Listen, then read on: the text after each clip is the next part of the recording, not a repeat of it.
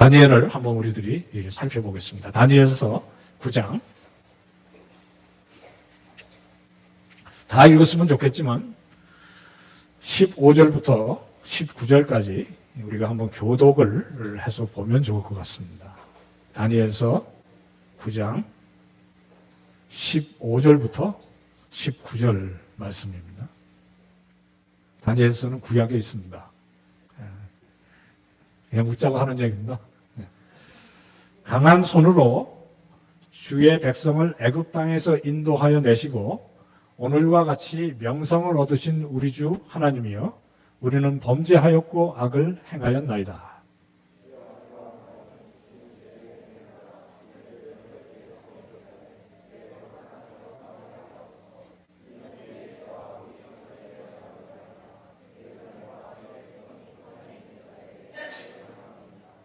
그러하온즉 우리 하나님이여 지금 주의 종의 기도와 간구를 들으시고 주를 위하여 주의 얼굴 빛을 주의 황폐한 성소에 비추시옵소서.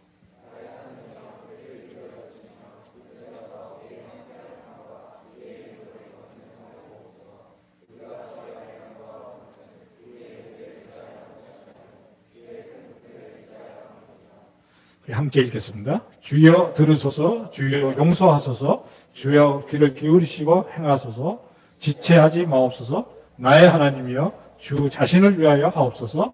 이는 주의 성과 주의 백성이 주의 이름으로 일컫는 바 됨이니이다. 19절 말씀. 주여 들으소서, 용서하소서, 귀를 기울이고 행하소서, 지체하지 마옵소서. 나의 하나님이여 주 자신을 위해서 그리하소서. 이는 주의 성과 주의 백성이 주의 이름으로 일컫는 바 됩니다. 주님의 이름이 부끄러움을 당하지 않도록 주께서 역사하소서 하는 그 유명한 기도입니다. 지금 8시인데요. 보니까 기도 시간까지 다 합해서 11시까지. 그래서 제가 시간표를 아까 이렇게 보면서 여기가 박희전 목사님이 설교하시는 교회가 맞나. 예전에 이게 싫어한데요. 제 친구가 조금 게으름을 피다가 교회 부흥회를 늦었는데 막 가갖고 열심히 가서 목사님한테 혼날까봐 조용히 뒷자리에 들어갔는데 뭐 기도를 하고 있더라는 거예요. 그래서 참 감사하다. 설교가 아직 시작하지 않았나 보다. 착각이었습니다. 설교 다 끝났고요. 저도 우리 원로 목사님 설교도 여러 번 듣고 수업도 했는데 정말 굵지만 짧게 제가 얼마나 해야 될지 잘 모르겠어요. 그저 하나님께서 은혜 주시는 대로 잘 해볼 테니까 너무 짧게 끝나면 성의 없다고 하지 마시고 너무 길게 가면 주책이라고 하지 마시고 그냥 하나님의 인도하심에 따라서 할 테니까 우리 좀 잘 사랑으로 마음을 열고 제 말에 마음을 열 필요는 없고 주님께서 이 시간에 하시는 말씀을 우리가 같이 경청할 수 있으면 좋겠습니다. 19절 말씀뿐만이 아니고 이 다니엘서 9장은 전체가 반가량 기도잖아요. 모범적 기도다 그렇게 알려져 있습니다. 특별히 3절부터 19절까지 17절에 해당하는 긴 기도예요. 성경에 이 한 사람의 기도가 이렇게 길게 소개되어 있는 경우도 드뭅니다. 그리고 이 기도는 우리 이번 수련회와 맥을 같이 합니다. 왜냐하면 주제가 회개고 회복을 위한 기도이기 때문에 그래요. 실제로 하나님의 잃어버린 영광 그리고 하나님의 뜻을 저버려서 우상 숭배 내지 사회적인 불의에 빠져있던 백성들을 바벨론을 통해서 치시고 그 가운데 가장 구루터기로 남겨둘 사람들을 뽑아서 바벨론으로 끌고 간 거거든요. 1차, 2차, 3차 포로를 통해서 대부분의 인재들이 이스라엘 지금 팔레스타인 땅에서 약 870km 직선거리로 그러니까요. 실제로 가면 훨씬 더 먼 거리예요. 바벨로니아, 유프라테스 티그리스 강 사이에 있는 가운데 지역. 그래서 그게 메소포타미아거든요. 메소라는 건 중간이라는 뜻이고 포토스는 강이에요. 그래서 두 강 사이에 있는 땅 메소포타미아에 돌려보내는 거죠. 왜냐하면 거기가 언약의 백성 아브라함이 이방 사람으로 하나님의 백성의 선민으로 부르심을 받은 곳이잖아요. 그러니까 굉장히 역설적인 이 그림이에요. 지도 자체가 하나님의 역사가 거기서 이방 신을 섬기던 아브라함을 불러서 팔레스타인에 오게 하셨는데, 가나안 땅에 오게 하셨는데, 이 백성이 수십 세대를 거쳐서 하나님의 백성으로 섰어야 하는데, 하나님의 번영케 한 복이 부어질수록 하나님을 반역해서 완전히 망가지니까 이들을 깨뜨리시되, 그 중에 핵심적인 인물들을 뽑아서 다시 바벨론에 돌려보내신 거거든요. 근데 이 얘기를 제가 2번 할 거예요. 왜냐하면 그 비슷한 얘기가 어디에 있냐면, 놀랍게도 아브라함의 손자 때에 있습니다. 야곱의 얘기가 그 비슷한 이야기예요. 그래서 우리들이 들어야 할 경고가 있어요, 여기. 하나님은 한 번 뜻을 세우시고 하나님의 나라와 하나님의 의를 세우는 일은 분명히 이루십니다. 문제는 이제 우리예요. 그 일에 부름을 받는 하나님의 백성이 복 가운데 그 일을 하느냐, 그렇지 않으면 이와 같이 엎어지고 자빠지고 깨어지고 무너졌다가 회복으로 가느냐 하는 이야기입니다. 불행하게도 한국교회는 깨어지고 징계받고 아픔을 통해서 회복될 것 같은 느낌이 들어요. 그러나 문제는 이 일이 어떤 식으로 가든 결국의 회복의 소망은 저 같은 기성세대에 있는 것이 아니라 여러분에게 있다는 것이 저희 확신이에요. 그래서 이 정말 봄이 오게 하소서라는 그런 주제의 진정성을 여러분들이 담고 이 수련회 하루 1시간을 지난다면 정말 하나님의 음성을 들으셔야 돼요. 저는 제가 중요하다고 생각하는 말씀 여러분에게 전하지만 그 속에서 성령께서 하시는 이야기를 여러분들이 나 개인의 목소리로 나에게 주시는 음성으로, 그리고 우리 내수동교회 대학부 공동체에게 주시는 소리로, 그리고 나아가서 여러분 세대의, 여러분 제너레이션의 부르심의 소리로 들으셔야, 그리고 그것이 여러분들의 삶의 인도가 되면 저는 그게 비전이라고 생각합니다. 비전은 어떤 비전을 머리 쥐어 뜯어가면서 3박 4일 애쓴다고 생기는 것이 아닙니다. 그래서 설교는 성경 이야기를 차분히 하고 그 속에서 여러분들의 포지션이 어딘지를 보게 하는 것에 있다고 저는 생각해요. 오늘 가급적이면 그 얘기를 이 다니엘의 이야기 가운데 해보려고 해요. 정확하게 직선거리를 875km, 이건 제가 구글에 넣고 쳐봤어요. 그런데 그거는 직선거리고 이렇게 뭐 가고, 거기가 또 이 시리아를 지나는 데는 골란고원이라고 그래서요. 굉장히 높은 산도 있고 그래서 아마 그 옛날에 그것도 포로로 잡혀갈 때 그 쉽지 않았어요. 옛날에 포로를 어떻게 잡아갔냐면요, 여기다가 낚시바늘을 껴서 이렇게 껴가지고 코로 나오게 해서 그래서 끌고 갔어요. 그러니까 다니엘이 그렇게 끌려갔는지 모르지만 실제로 바벨론의 벽화들을 성서 공부를 하면서 이렇게 들여다보면 낚싯바늘을, 여기 큰 낚싯바늘, 참치 잡을 만한 그 낚싯바늘 이만한 걸 일로 껴서 이렇게 해가지고 끌고 가는 벽화들이 많다고요. 6.25 전쟁 때 남한에 있는 사람들 북한으로 나중에 퇴각하면서 끌고 갈 때 철사줄로 이 두 손을 이렇게 딱 매가지고요. 요 엄지기 손가락 2개만 딱 철사줄로 묶어서 끌고 가면 도망갈 수가 없는 거예요.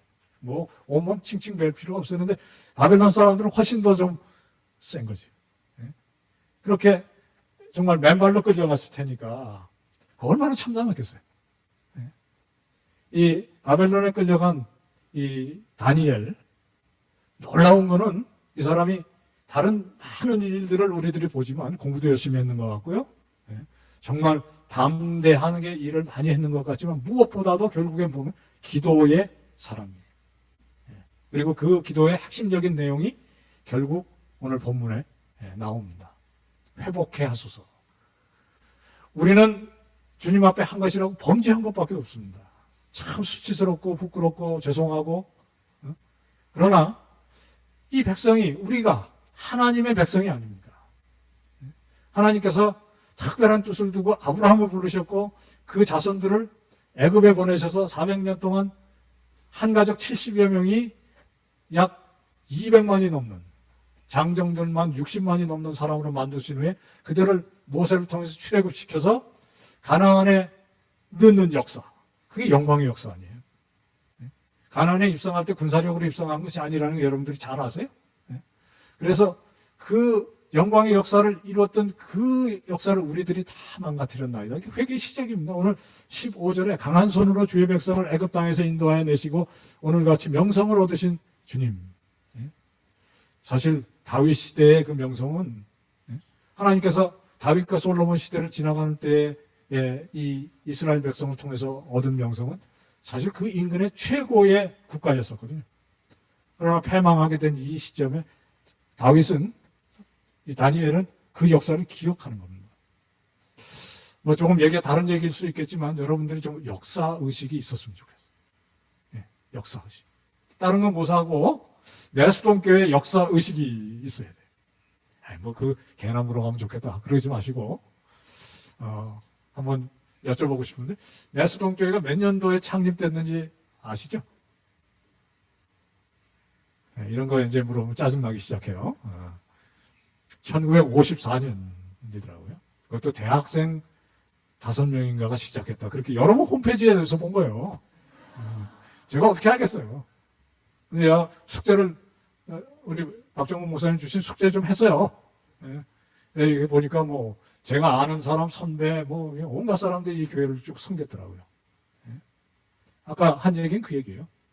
한국교회 굵직굵직한 데서 큰 쓰임을 받는 많은 성도들이 사실 이 교회 대학부 출신들이에요.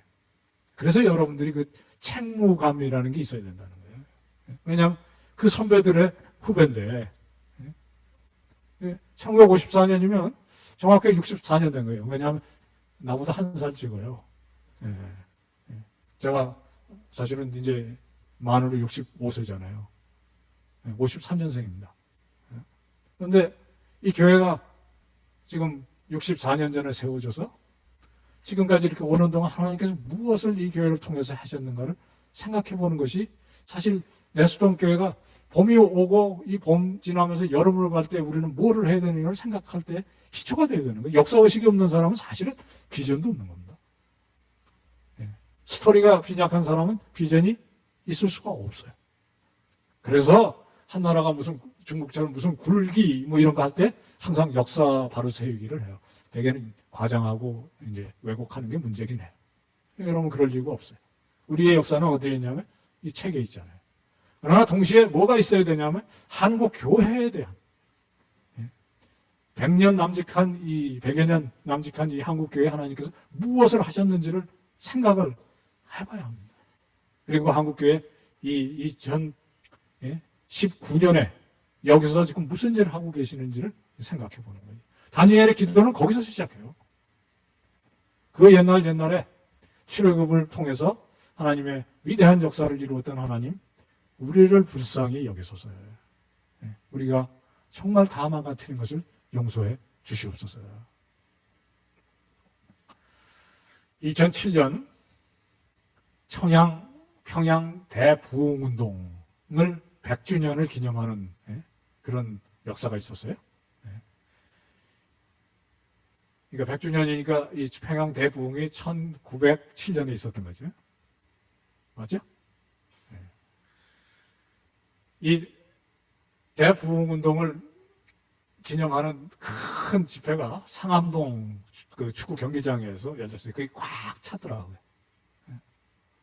근데 한국의 대표적인 목회자께서 옥안무개 목사님께서 올라오셔서 펑펑 우셨어요. 정말 통회하는 마음으로 절규하듯 하는 목소리로 이놈이 죄인입니다.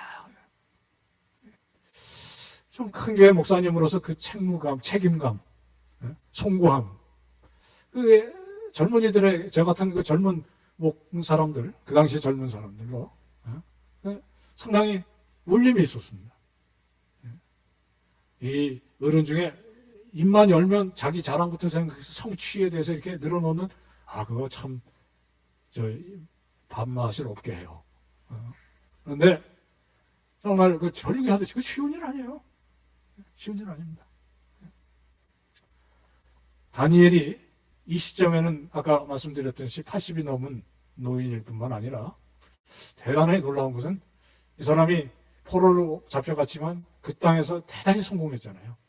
그래서 바벨로니아의 왕 다음 자리, 요즘 말하면 국무총리 정도의 일을 했고, 그것도 바벨로니아가 패망하니까 그 뒤를 이었던 메데 그리고 페르시아, 메데 파사를 거쳐가면서 그러니까 왕조가 완전히 바뀌었는데, 그것도 민족이 바뀐 왕조가 바뀌었는데 그 직분을 유지한 채 지금 이 자리에 서 있는 거거든요. 그리고 결국엔 하나님의 회복의 역사를 이 기도 끝자락에 봅니다.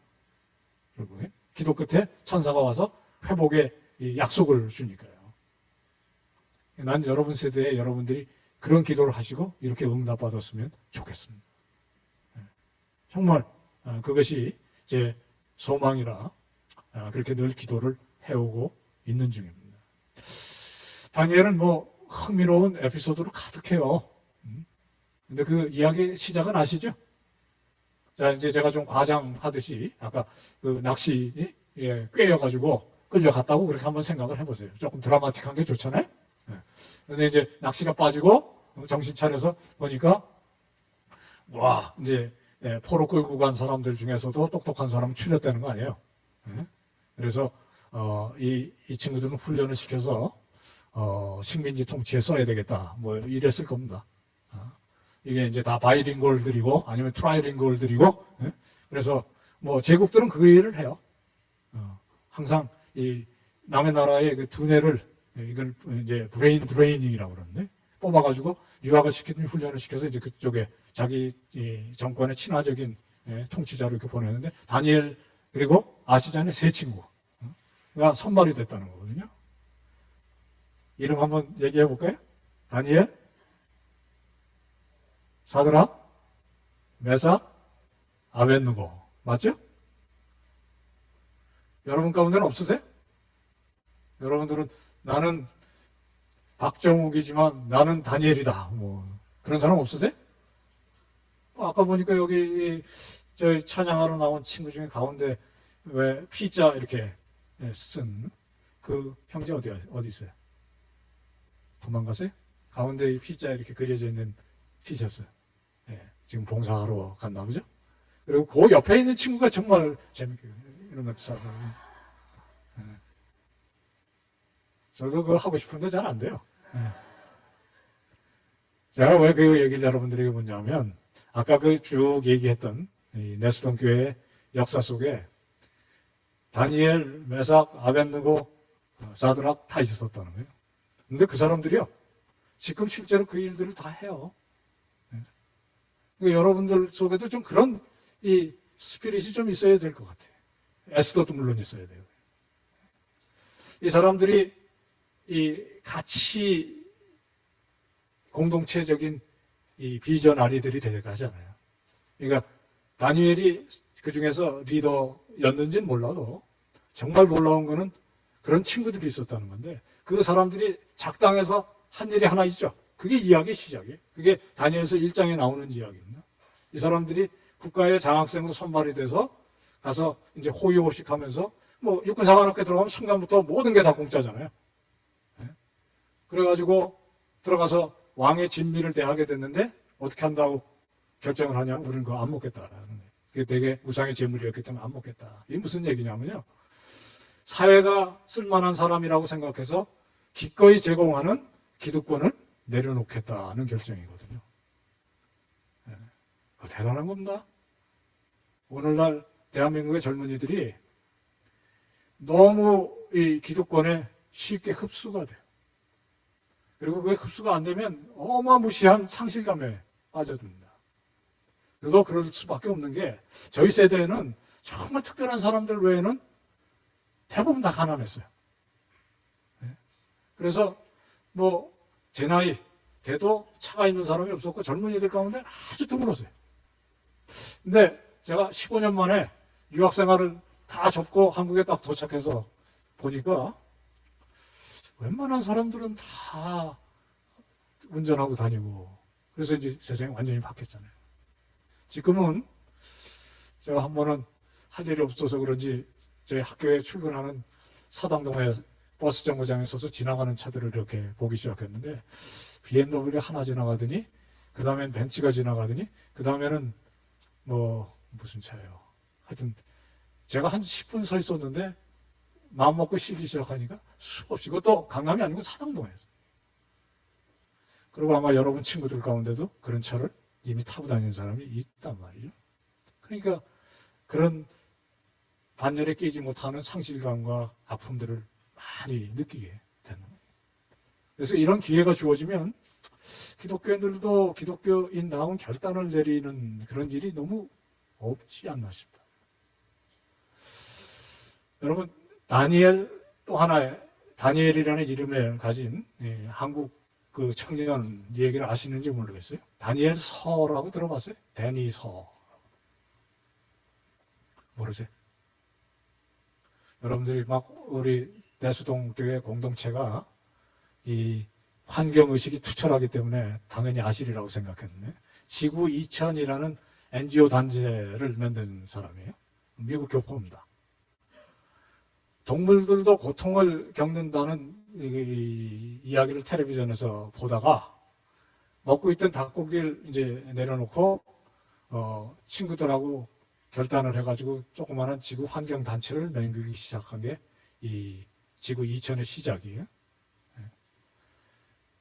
이 1998년인가 미국 피플지라고 대중적인 잡지에서 세상에 가장 주목받는 인물 50명을 꼽았는데 그 중에 이 데니 서 앞에 누가 있으냐면 레오나르도 디카프리오가 있었어요. 근데 이 무명의 청년인 데니 서가 거기에 50명 중에 들어갔다고요. 그리고 그 밑에다 뭐라고 써놨냐면 노아보다 동물을 더 많이 구한 사람 이렇게 썼어요. 그 과장이죠. 노아 할아버지보다 동물을 더 많이 구한 사람. 그런 운동이 어디서부터 시작하냐면 그냥 아주 뭐 이 사람이 무슨 세상을 구원하겠다 이런 운동이 아니잖아요. 다니엘과 그 친구들도 그 벌써 청년일 때 어떤 결단하고 나아가는 방향이 남다른 구석이 있는 거죠. 아주 간단한 게 음식에 대해서 내 자신을 지키는 결단을 내리고 거기에 하나님께서 부으신 이 은총이 결국엔 다니엘과 다니엘 친구들을 놀라운 이 기적의 이야기를 쭉 가게 하잖아요. 이 이야기의 가는 끝은 오늘 우리들이 지금 읽은 그 다니엘의 기도 이야기지만 그 중간에 아주 또 대표적인 얘기들이 많아요. 한 이야기는 느부갓네살 왕이 큰 우상을 세우고 그 앞에 다 절하게 했는데 이 다니엘과 다니엘 친구들이 절하지 않죠. 사실 제가 여러분들 조금 주목하기 위해서 얘기를 조금 비틀었을 뿐인데 다니엘 얘기는 거기 없어요. 다니엘 세 친구들이 거저 그 일을 거부하다가 붙잡혀 가죠. 그 다음은 여러분들이 잘 아시는 얘기예요. 풀무불을 평소보다 7배나 더 뜨겁게 해서 이 사람들을 던진 사람은 불타서 죽는데 이 사람들은 살아남습니다. 그 용광로 속에 불타는 풀무불 속에 던져지자마자 묶었던 결박은 다 끊어지고 그 즉사해도 와서 정말 몸이 다 불타야 되는데 오히려 걸어 다니는 거예요. 이 이야기 속에 저는 그 이야기를 들어가면서 무슨 생각했냐면 다니엘은 어디 갔나 그런 궁금증이 있었어요. 출장 갔나 아니면 배신을 한 건 아니겠지. 그런데 정말 놀라운 건요. 그 풀무 속에 세 사람 집어넣는데 넷이 걸어 다니잖아요. 그게 다니엘 아닙니다. 하나님의 아들 같은 사람이 거기 있었대. 이게 누구냐면 예수 그리스도시죠. 육신을 입기 전에. 그런 놀라운 이야기들로 가득하는 그런 가운데 다니엘은 이 일 저 일 하면서 결국에는 서서히 국가의 지도자 반열에 들어갈 뿐만 아니라 하나님의 역사의 주역에 서게 되는 거고요. 오늘 본문은 어디서 시작하냐면 9절에 보면 아하수에로 왕의 아들인 다리오가 왕으로 되었을 때 이때는요 이미 바벨로니아는 무너진 다음이에요. 이 메데, 미디아 그리고 페르시아로 이어지는 이미 왕조가 바뀐 그것도 침략국에 의해서 왕조가 바뀌고 이 아하수에로 왕 아들인 다리오. 아하수에로가 누군지 아세요? 오늘 제가 여러분 짜증나게 하죠. 아하수에로는 누굽니까 성경에? 에스더의 남편이죠. 크세로크세스르라는 것이 세속 명칭이에요, 이 사람. 그리고 이 사람은 얘기는 스파르타의 300이라는 얘기 아세요? 그 스파르타의 300 용사하고 싸웠던 사람이 이 사람이에요. 크세로크세스라고 30만 대군 끌고 가서 이 아도니다스 왕의 300군사와 싸웠는데 결국엔 지고 돌아오는 사람이죠. 그 사람의 아들이 다리오예요. 자, 이게 쓸데없는 얘기는 그만합시다. 여러분 그건 나중에 성경을 더 깊이 알고 싶으면 보세요. 다리오 왕이 되었던 그 해에 다니엘은 책을 펴서 읽다가 하나님의 역사에 대한 새로운 의식을 갖게 해요. 그 깨달음의 핵심은 뭐냐면 이스라엘이 영원히 바벨론에서 포로로 남아있지 않을 것이라는 하나님의 약속이었습니다. 이 시간 여러분들에게 확실하게 제가 도전하고 싶은 것은 한국교회가 이런 연약함 속에 계속 있지 않을 겁니다. 하나님의 나라는 어떤 과정을 통해서 당신의 영광을 위해서 이 땅에 세워짐을 믿습니다. 문제는 그 일에 우리들이 어떻게 하나님의 뜻을 순종해 드릴 것이냐 하는 그것이고, 그런 맥락 속에서 여러분들에게 드리는 도전이 있어요. 다니엘의 기도는 회개로부터 시작돼요.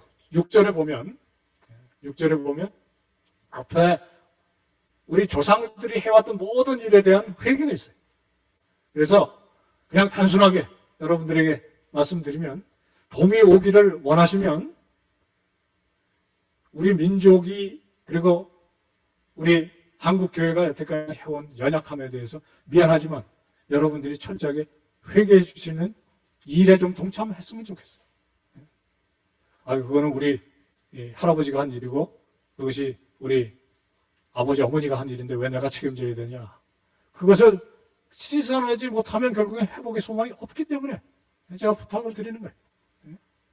다니엘은 거기서부터 시작합니다. 6절을 제가 읽을게요. 우리가 또 주의 종 선지자들이 주의 이름으로 우리의 왕들과 우리의 고관들과 조상들과 온 백성, 온 국민에게 말씀하신 것을 듣지 아니하였나이다.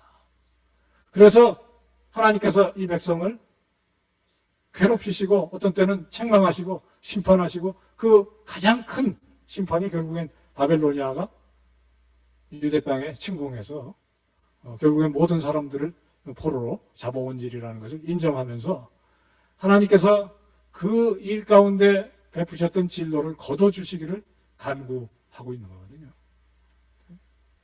사실 죄를 짓고 회개하는 일에 있어서 제일 우리들이 몸으로 부딪히는 것은 두려움입니다. 여러분들도 그러시지 않아요? 저도 여전히 그런 면이 있어요. 명백하게 하나님의 뜻을 뭔가 거스리고 잘못됐다고 생각하는 순간 하나님 앞에 죄송하다는 생각보다는 두려움이 앞서죠. 우리 하나님은 인격자시기 때문에 여러분들이 완전히 성숙한 사람이 되시기를 원하세요. 그래서 여러분들이 성숙으로 가면 갈수록 아주 사소한 일도 잘 넘어가시지를 않는 것 같아요.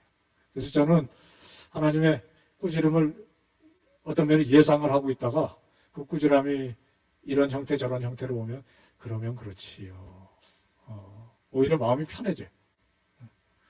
얼마 전에 제가 차를 뒤로 돌리다가 되게 뒤를 돌면 뒤만 생각하잖아요. 근데 앞에 뭐가 있는 걸 못 봐서 차를 좀 긁었어요. 근데 차가 긁혀서 이건 어떻게 해야 되나 이런 생각보다는 그러면 그렇죠. 하나님이 고의를 그냥 넘어가실 분이 아니시지요. 재미있게 안 들으셨어요? 저는 그러고 정말 어떤 면에 그런 순간에 또 하나님 살아계심을 다시 한번 또 나쁜 방법으로 이렇게 체험해요. 이 이야기들을 다니엘이 하는 것은, 회개의 핵심은 결국엔 정죄하고 하나님께서 심판을 내렸을 때 그 심판을 모면하는 것이 아니라 그 일을 통해서 하나님과 화해의 관계의 회복으로 들어가는 것이 있다는 것을 우리들에게 보여주는 것입니다. 회개의 핵심은 인격적인 화해에 있는 것입니다.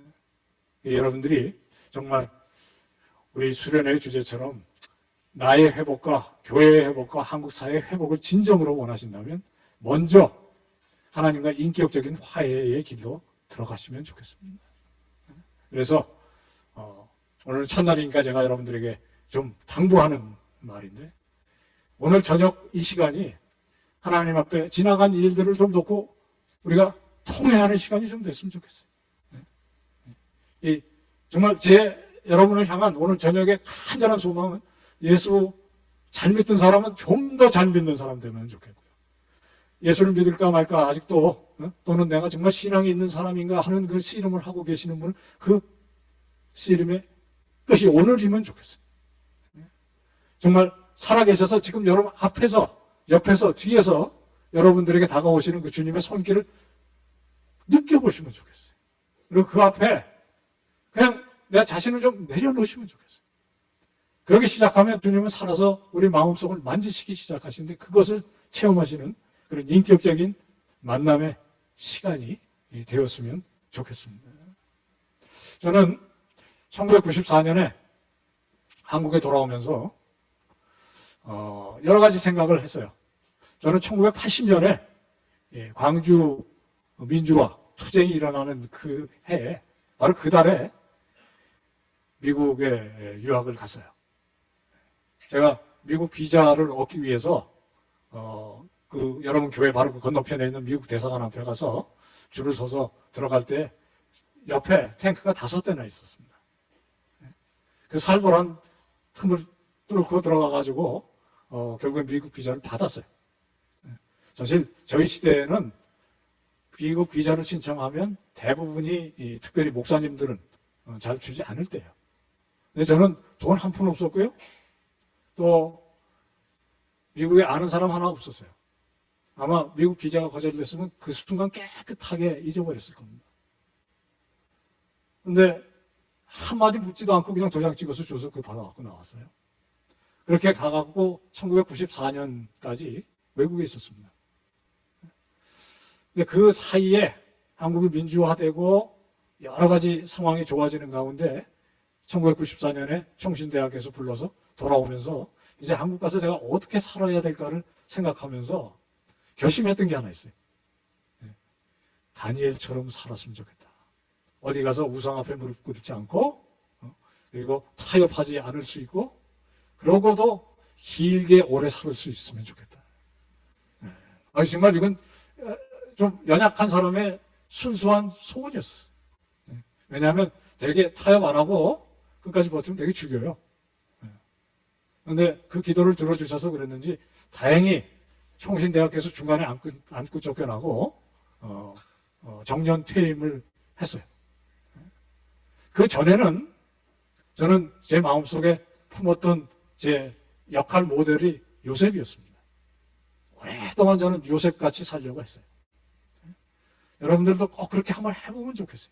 오늘 이 수양회가 이번에 끝나고 내려가면서 많은 것들을 결심하고 가시겠지만 제가 하나 드리는 당부 중에 하나는 성경에서 좀 역할 모델을 찾으십시오. 그렇게 찾아서 그분을 따라가다 보면 예수를 만난다. 그게 제 지론입니다. 저는 요셉처럼 살려고 했어요. 정말 요셉처럼 꿈이 있고 그리고 그 꿈을 위해서 하나님의 길을 따라가는 가운데 은총을 입은 자. 제가 재밌는 얘기를 그냥 하나 더 얹으면 이렇습니다. 저도 고등학교 때까지는 꽤 착했던 것 같아요. 사실 고등학교 때까지 제가 새벽 기도를 거의 매일 갔거든요. 그리고 이제 오늘은 제가 조금 이런 얘기 할 테니까 용서하고 들으십시오. 제가 왕십리에서 용산에 있는 고등학교를 다녔는데 그 당시에는 전차가 있었습니다. 그래서 전차를 타고 사실 중학교는 제가 종로구에 있는 학교를 다녀서 전차를 타고 종로에서 내리고 그 다음에 고등학교는 용산에 내렸는데 전차에서 성경을 보기 위해서 성경책을 다 뜯었어요. 그래서 권별로 묶었습니다. 그 당시에는 이게 따로따로 떨어져 있는 게 없었거든요. 그래가지고 그걸 들고 다니다가 저희 이 청년부 지도 목사님한테 걸려서 되게 혼났어요. 성경을 찢은 놈 그래가지고 제 가르친 뜻도 모르시고 성경을 열심히 봐가지고 용서하고 들으십시오. 용서할 일도 안 돼요. 왜냐하면 우리 원로 목사님 박예천 목사님은 성경 백독하라고 그러시죠. 네, 백독하라고 그래요. 제가 고등학교 때까지 성경 40독 정도 했어요.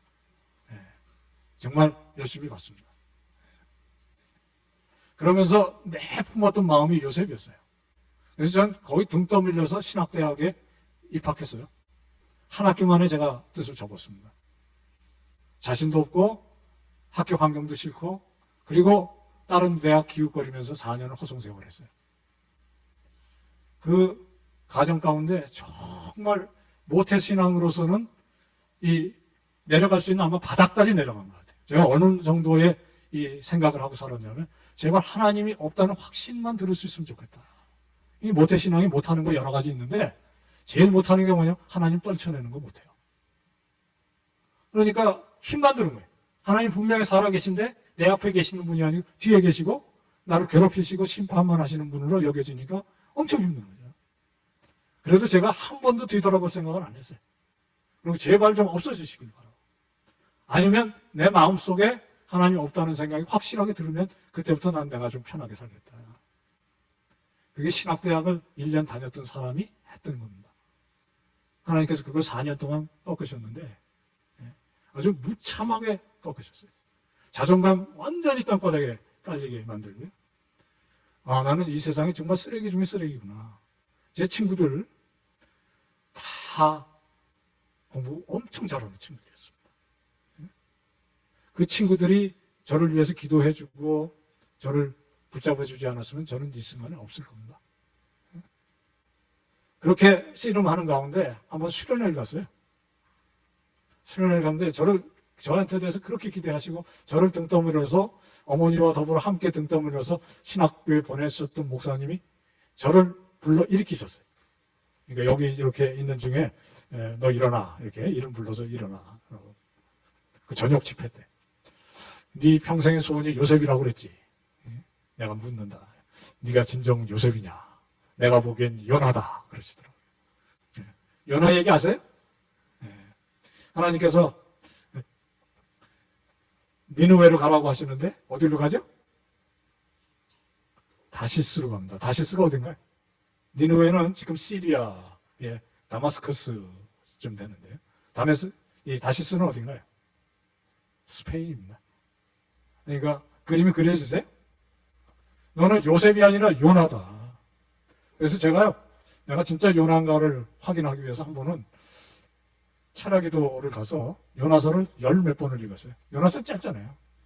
이게 제가 마지막에 대학 입시를 보기 위해서 여기까지 하고 안 그러면 죽든지 어떻게 해야 되겠다 생각하고 하나님 뜻이 어디 있는지를 그렇게 묻기 위해서 밤중에 앉아가지고 요나서를 여러 번 읽은 거예요. 그리고 그 다음날 제 뜻을 안 굽히고 거기 가서 끝내 시험 보고 또 떨어졌어요. 하나님의 역사는 성경 속에 어떤 면에 우리에게 친밀하게 이렇게 역사하세요. 그런 스토리의 가닥들을 좀 찾아서 보시는 가운데 여러분들의 삶에 회복의 소망을 좀 꿈꾸면 좋겠습니다. 회복의 소망은 하나님을 바라보는 데 있어요. 그래서 오늘 읽었던 이 부분으로 다시 돌아오면